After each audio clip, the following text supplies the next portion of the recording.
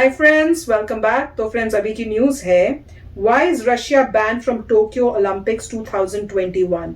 Know all about Russia Olympics committee. चलो देखते हैं, पता करते हैं। मैंने तो भूल ही गई थी कि रशिया तो है ही नहीं, मैंने ध्यान ही नहीं दिया। आजकल मेन होता है इंडिया का, कि इंडिया कहाँ कौन सी पोजीशन में हो रहा है, कुछ डिफरेंस आ रहा है, अब कुछ चेंजेस आ रहे हैं कि नहीं, वो देखें। यूएसए का क्या चल रहा है और चाइना कहाँ है। इन 3 कंट्रीज पे बेसिकली मेरा फोकस था। रशिया तो मैं भूल ही गई थी सच्ची में, तो अब पता चल रहा है कि वो तो बैंड है। अभी देखेंगे, मुझे एग्जैक्टली पता नहीं, मगर आई होप कि ये कवर करें कि पहले सालों में क्या हुआ था। एक और पहले भी ऐसा कुछ हुआ था जिसमें रशिया के एथलीट्स ने अंडर ओलंपिक फ्लैग पार्टिसिपेट किया था, अंडर रशिया नहीं। तो उस वक्त एक अकोमोडेशन किया था कि क्यों पेनलाइज करें एक कंट्री के लिए एथलीट को तो खेलने दो, अगर कंट्री को पेनलाइज करना करो।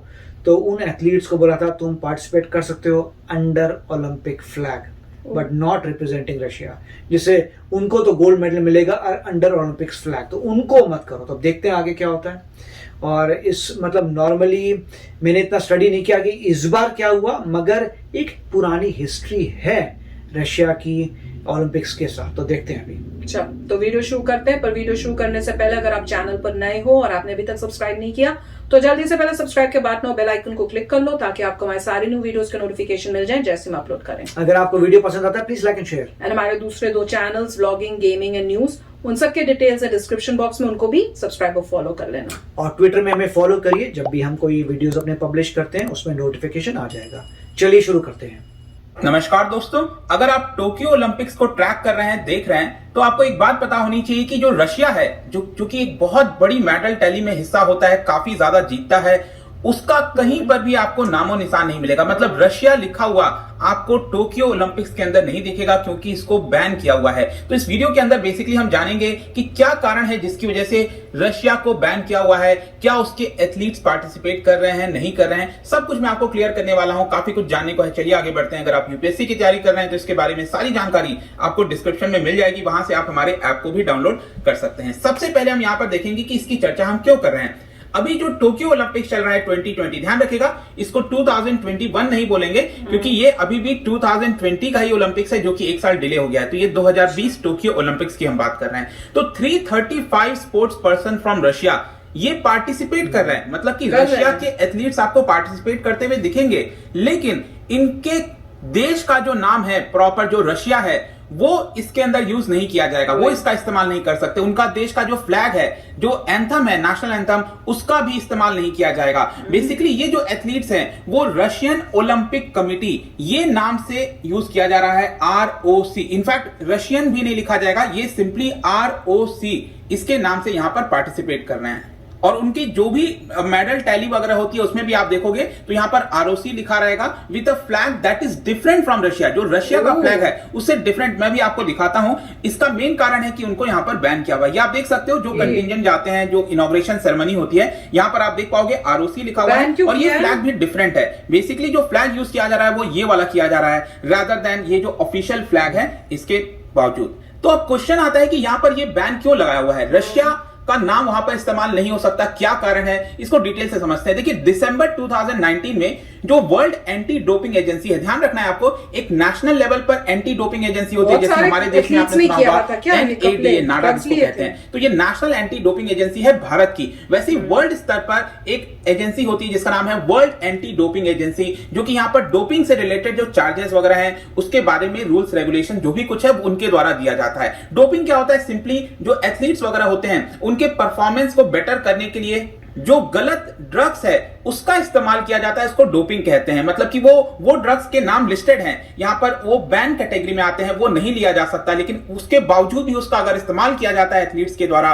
तो यहां पर डोपिंग के चार्जेस उनके ऊपर लगते हैं। तो 2019 में यहां पर जो वाडा है उन्होंने रशिया के ऊपर 4 साल का बैन लगा दिया था, जितने भी इंटरनेशनल इवेंट है। It is not just related to Olympics, even जो फीफा वर्ल्ड कप होगा 2022 में उसके ऊपर भी बैन लगा हुआ है, रशिया का इस्तेमाल नहीं हो सकता। और ऐसा क्यों किया गया? हाँ। क्योंकि यहाँ पर कई सारे रिवोल्यूशन सामने आ रहे थे, कई सारे खुलासे हो रहे थे लगातार, और रशिया के ऊपर आरोप लग रहा था कि पिछले कई वर्षों से वो लगातार यहाँ पर सोफिस्टिकेटेड तरीके से जो डोपिंग है वो कर रहा है अपने एथलीट्स के ऊपर, ताकि उनका परफॉर्मेंस बेटर हो सके जितने भी इंटरनेशनल इवेंट होते हैं। इसको लेकर कई सारे जो विसल ब्लोअर्स हैं, इन्वेस्टिगेशंस वगैरह हैं, उसके माध्यम से फाइनली उनके ऊपर 4 साल का बैन लगाया गया था। सितंबर 2018 में अगर आप देखोगे तो वाडा ने कुछ चीजें लिफ्ट कर दी थी। पहले क्या था, कुछ सैंक्शंस लगा हुआ था पहले भी, 2018 में उन्होंने लिफ्ट कर दिया था, लेकिन उनके ऊपर एक शर्त लगाई गई थी कि यहां पर आप जो भी एथलीट्स के जितने भी डेटा वगैरह होते हैं जो कि मॉस्को के लेबोरेटरी में अवेलेबल हैं, उसको उस डेटा को यहां पर देना होगा और वो डेटा की जांच वगैरह करेगी, तब जाकर हम आपके ऊपर सैंक्शन हटाएंगे। लेकिन क्या होता है कि रशिया जो है, उनके ऊपर एक और आरोप लग जाता है कि उन्होंने डेटाबेस के साथ छेड़छाड़ करने की कोशिश की है, और फाइनली जाकर 4 साल का बैन उनके ऊपर लगा दिया जाता है 2022 तक। लेकिन ये सारी चीजें स्टार्ट कैसे हुई, कैसे पता चला इसके बारे में कि रशिया जो है वो डोपिंग करा रहा है अलग तरीके से अपने एथलीट्स के ऊपर? तो 2014 में सबसे पहले इसके बारे में खुलासा होता है, जब रशिया की एक रनर है 800 मीटर की, यूलिया स्टेफानोवा, और उनके जो हस्बैंड है जो कि एक फॉर्मर एम्प्लॉय रह चुके हैं रशिया की एंटी डोपिंग एजेंसी, जो नेशनल लेवल पर होता है ना, तो रशिया के अंदर इसको कहा जाता है RUSADA, Russian anti doping agency. वो लोग क्या करते हैं 2014 में, एक जर्मनी की डॉक्यूमेंट्री है उसके अंदर वो बयान देते हैं और उसके अंदर बताते हैं कि जो रशिया है वो सोफिस्टिकेटेड तरीके से डोपिंग के प्रोग्राम चला रहा है अपने एथलीट्स के लिए। और 2 साल के बाद 2016 में एक और विसल ब्लोअर, बेसिकली जो RUSD है, रशिया एंटी डोपिंग एजेंसी, उनके फॉर्मर हेड हैं, उन्होंने इसके बारे में खुलासा कर दिया न्यूयॉर्क टाइम्स के अंदर, और ये कहा कि स्टेट स्पॉन्सर्ड डोपिंग स्कीम चलाई जा रही है रशिया के द्वारा, और एक वाइडर कॉन्स्पिरेसी बताई गई यहां पर। और ये भी बोला गया, इनफैक्ट मैं आपको बताऊं तो 2014 में रशिया में विंटर ओलंपिक्स हुआ था, जैसे 2022 में बीजिंग में होने वाला है विंटर ओलंपिक्स, वही रशिया में हुआ था। सोची, एक शहर है रशिया के अंदर, वहां पे उनके ऊपर आरोप लगा दिया गया रशिया के ऊपर कि जो एथलीट्स के सैंपल्स रखे रहते हैं जिस लेबोरेटरी के अंदर, वहां पर एक गलत तरीके से यहां पर एक होल बनाया हुआ है, और वहां पर जो सैंपल्स हैं, यूरिन के जो सैंपल्स होते हैं, उसको रिप्लेस कर दिया जा रहा है। तो इस तरह के चार्जेस आपको लगातार देखने को मिलेंगे, और जो पूरा लेबोरेटरी था वो रशिया के स्टेट सिक्योरिटी सर्विसेज के द्वारा ही देखा जा रहा था। और इन्हीं सारी चीजों को देखते हुए जब आरोप लगने लग गया, तो इंटरनेशनल ओलंपिक कमिटी, वाडा, या फिर और भी ग्लोबल जो फेडरेशंस हैं, उन्होंने इन्वेस्टिगेशन स्टार्ट कर दिया रशिया के ऊपर। और उस इन्वेस्टिगेशन के अंदर उनको लगा कि हाँ, यहां पर रशिया जो है वो डोपिंग कर रहा है अपने एथलीट्स के ऊपर। तो यहां पर अब क्वेश्चन आता है कि ये जो अथॉरिटीज हैं उन्होंने क्या क्या एक्शन लिया। सबसे पहले बताया जाता है कि रशिया की जो एंटी डोपिंग लैब है उसको सस्पेंड कर दिया गया 2015 में। आगे चलकर जो रियो ओलंपिक्स आपको याद है हुआ था 2016 में, तो वहां पर 389 मेंबर का कंटिंजेंट था रशिया की तरफ से, उसमें से 111 एथलीट्स को, जो जितने भी ट्रैक और फील्ड टीम होती हैं, उनको यहां पर रिमूव कर दिया गया इंटरनेशनल ओलंपिक कमेटी के द्वारा। फिर आगे चलकर 2018 में साउथ कोरिया के अंदर विंटर ओलंपिक्स होता है, तो यहां पर IOC, इंटरनेशनल ओलंपिक कमेटी ने सजेस्ट किया कि रशिया का पार्टिसिपेशन पूरी तरह से खत्म कर देना चाहिए, लेकिन यहां पर कुछ सैंक्शंस वगैरह हटा दिए गए थे उनके ऊपर। उसमें अगर आप देखोगे तो 168 एथलीट्स ने पार्टिसिपेट किया था, लेकिन उस समय भी विंटर जो ओलंपिक्स हुआ था जो है आपका साउथ कोरिया में, वहां पर भी जो रशिया का नाम है वो नहीं लिया गया। वहां पर रशिया का कहीं पर भी इस्तेमाल आपको देखने को नहीं मिलेगा, जो फ्लैग है वो भी यहां पर डिस्प्ले नहीं किया गया। बेसिकली उनको बोला गया कि आप ये वाला नाम इस्तेमाल कर सकते हो, ओलंपिक एथलीट फ्रॉम रशिया। मैं आपको दिखा भी देता हूं, ये आप देख सकेंगे, ये 2018 की मैं बात कर रहा हूं, जो साउथ कोरिया में विंटर ओलंपिक्स हुआ था, और यहां पर जितने भी रशिया के एथलीट्स हैं उनका ये इस्तेमाल किया जा रहा था, ओलंपिक एथलीट फ्रॉम रशिया। फिर अब क्वेश्चन आता है कि 2018 के बाद क्या हुआ। देखिए 2018 के बाद क्या होता है कि 2019 में, जब 2018 के बाद उनके ऊपर 4 साल का बैन लगा दिया गया 2022 तक के एंड तक के लिए, फिर यह मामला चला गया court of arbitration for sport. तो 2020 में जो court of arbitration for sport है, उन्होंने ये कहा कि 4 साल का बैन के बजाय हम 2 साल का बैन इनके ऊपर करते हैं। मतलब कि जो चीज 2022 तक थी उसको 2020 तक कर दिया, लेकिन 2022 तक जो रशिया है वो अपना ऑफिशियल नाम से पार्टिसिपेट नहीं कर सकता है। मतलब कि 2021 चल रहा है, तो यहां पर टोक्यो ओलंपिक्स में वो पार्टिसिपेट कर तो रहा है, लेकिन यहां पर वो रशिया का ऑफिशियल नाम यूज नहीं कर सकता।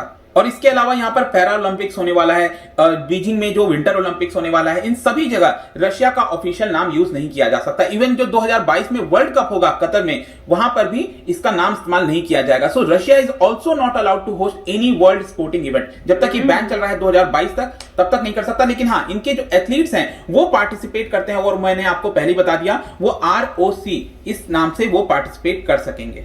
और 2022 के बाद जो चार्जेस हैं यहां पर, जो भी बैन लगाया गया, वो तभी हटाया जाएगा जब यहां पर फाइन्स, कंट्रीब्यूशन, जो भी चीज है, अगर वो वाडा के रेगुलेशन से अडर करेंगे, तभी यहां पर उनके ऊपर बैन हटाया जाएगा। प्रेजेंट में मैं आपको बता दूं कि इस समय जितने भी प्लेयर्स हैं जो ROC के अंदर खेल रहे हैं, उनके ऊपर अच्छे से चेकिंग की गई है कि वो डोपिंग स्कैम का हिस्सा नहीं रहे। अगर वो प्रूव कर देते हैं कि डोपिंग स्कैम का हिस्सा नहीं रहे, तभी वो पार्टिसिपेट कर पा रहे हैं जो अभी टोक्यो ओलंपिक चल रहा है। अदरवाइज वो उनमें बहुत सारे प्लेयर्स हैं जो उसके अंदर पार्टिसिपेट भी नहीं कर पा रहे हैं इस समय। और मैंने आपको पहले बता दिया कि ये सब कुछ ROC के अंदर में होगा। इवन जो रशियन ओलंपिक कमिटी है, ये नाम भी नहीं लिखा जाएगा, क्योंकि यहां पर रशिया ये नाम दिख रहा है, इसलिए सिर्फ और सिर्फ ROC यही आपको टोक्यो ओलंपिक्स में देखने को मिलेगा। तो आई होप कि अब आपको समझ में आ गया होगा कि रशिया के ऊपर टोक्यो ओलंपिक्स में क्यों बैन यहां पर लगाया गया। तो क्या कमाल की न्यूज है। और इसके साथ तो मैं पता है क्या सोच रही थी, साथ साथ में मैं रशिया को चाइना के साथ कंपेयर कर रही थी, क्योंकि अभी हमने न्यूज सुनी कि भाई चाइना में भी जो है आई है, जो फर्स्ट पोजीशन में गोल्ड मेडल लिया हुआ है, उनके ऊपर भी अब चेकिंग हो रही है। और साथ में उस न्यूज में ये भी बता रहे थे कि काफी ऐसे लग रहा है कि उनकी गवर्नमेंट ही इन्वॉल्व है, और वो ही कोशिश करे कि जो जा रहे हैं वो मेडल किसी भी हालात में लेके आए, चाहे उनको इस टाइप से गलत ड्रग्स भी लेनी पड़ रही हो। और वो ये दिख रहा है कि रशिया भी उसी पाथ पे था और रशिया पकड़ा गया। और कितनी, मैं तो सोचूं एज अ कंट्री कितनी इंसल्ट की बात है कि आपको पूरे वर्ल्ड में आपको गेम से बैन किया गया हो और आपका नाम, आपकी कंट्री का नाम आप नहीं ले सकते। मैं तो ये सोचती हूँ कि वो जो एथलीट्स हैं उनका भी मोराल कितना डाउन होता होगा और कितना उनको इंसल्टेड फील हो रहा होगा जब वो इन गेम्स में पार्टिसिपेट कर रहे होंगे और अपनी कंट्री को रिप्रेजेंट नहीं कर सके। पर देख लो, ये होने के बावजूद चाइना को अभी कोई फर्क नहीं पड़ रहा, वहां पे भी ये लोग कर रहे हैं। अगर तो ये कंफर्म हो गया कि उन्होंने लिया है तो बहुत ही मतलब शॉकिंग होगा कि ये एक सिचुएशन थी जो रशिया के सामने, उस कंट्री का भी एग्जाम्पल से उनको कोई फर्क नहीं पड़ा। और दुख की बात यही है, मैं सोच रही हूँ कि इतनी कि भाई हम जीते कि आप ड्रग्स भी ले रहे हो, आपकी बॉडी खराब हो जाए, आपकी जो एज है वो आप जल्दी मर जाओ, क्या रिएक्शंस होते क्या नहीं होते कोई परवाह नहीं है। भाई जीत चाहिए भैया। इससे अच्छा तो मैं कहूंगी यूएसए और इंडिया है। क्यों यूएसए? क्योंकि यहां तो खुद ही न्यूज आती है कि उनको भेजने से पहले टेस्टिंग हो रही है, और अगर टेस्टिंग में पता चल रहा है उन्होंने कुछ लिया है तो कंट्री ही मना कर रही है अपने टॉप मोस्ट। उनको ये नहीं है कि हमें ये मेडल दिलवाएगी, उनको बंद करके कह रही है कि नहीं तुम नहीं जाओगे, हम अपना सेकंड बेस्ट भेजेंगे। इतना न्यूज़ों में आता है हमारे, तो वो देख के बहुत अच्छा लगा। और इंडिया में तो वैसे ही को भी हमने ऐसे सुना नहीं है कि कोई ऐसे करके जा रहा है। वहां तो कोई जरूरत ही नहीं कि भैया सबको पता है कि अपनी मेहनत से जीत के आएंगे। तो भैया समझने वाले जो है कंट्री, वो समझ जाए भाई गेम है, गेम की तरह खेलो, let the best person win. कब आपको ये समझ में आएगा? कमाल। तो अच्छा वीडियो था। इसमें प्रॉब्लम ये थी कि कंट्री इन्वॉल्व थी। तो अगर आप देखें कि कोई एथलीट इन्वॉल्व है तो बात अलग थी। जैसे वहां पे वो कौन से भाई साहब थे, आर्मस्ट्रॉन्ग जो थे, जो साइकिलिस्ट थे, वो जब इतने साल जो है जीतते आए बाइसाइकिलिंग में, उसका पकड़े गए तो वो उन्होंने खुद किया था, गवर्नमेंट ने उनको बोला था। यहाँ पे प्रॉब्लम ये है कि गवर्नमेंट कर रही है, अपने एथलीट्स को दे रही थी, अलग से मैकेनिज्म बना हुआ था कैसे आपने यूरिन को चेंज करना है, गवर्नमेंट सिस्टमेटिकली कर रही थी। तो बात कुछ और जाती है कि फिर तो एक कंट्री चोरी कर रही है। ये नहीं कि लोग चोरी कर रहे हैं, कंट्री चोरी कर रही है कि मेरे एथलीट्स को मैं चोरियां करा के अपना नाम कमा लूं। दैट इज अ प्रॉब्लम, और ये बार बार हो रहा है।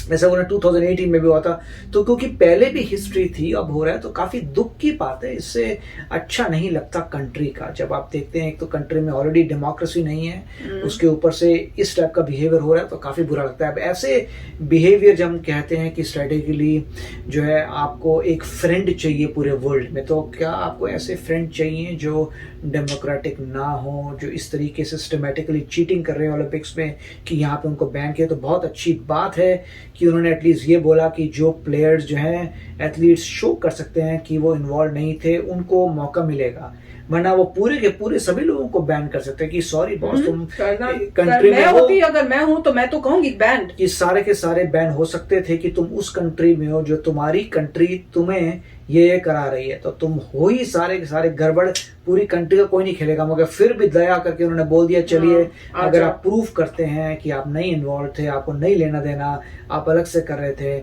आप सच्चे हैं तो आपको अलाउ करेंगे, मगर आरओसी के नेम के अंडर। तो काफी मतलब आप कह सकते हैं कि कंट्री को थोड़ा अशेम्ड फील करना चाहिए कि ऐसा उन्होंने किया है, और जो अब देखते हैं क्या होता है। मगर इसमें यह है कि डेफिनेटली ओलंपिक्स में थोड़ा ज्यादा दम है, वो ज्यादा को सीरियसली ले रहे हैं थोड़ा इन डोपिंग वगैरह चार्जेस को। अदरवाइज स्पोर्ट्स का फायदा नहीं है, अगर हर कोई कुछ खा के किसी और को बीट कर दे तो स्पोर्ट्स का फायदा क्या। बिल्कुल, तो काफी अच्छी बात है, नाइस वीडियो। यस फ्रेंड्स, तो चलो चलते, मिलेंगे नेक्स्ट वीडियो में बहुत ही जल्द। Till then take care and bye bye. तो अगर आप मेरे इस चैनल पे नए हो तो जल्दी से सब्सक्राइब के बटन को हिट करो और बेल आइकन को क्लिक करो, ताकि आपको मेरा जब नया वीडियो मैं लगाऊं आपको उसके बारे में जल्दी से पता चल जाए।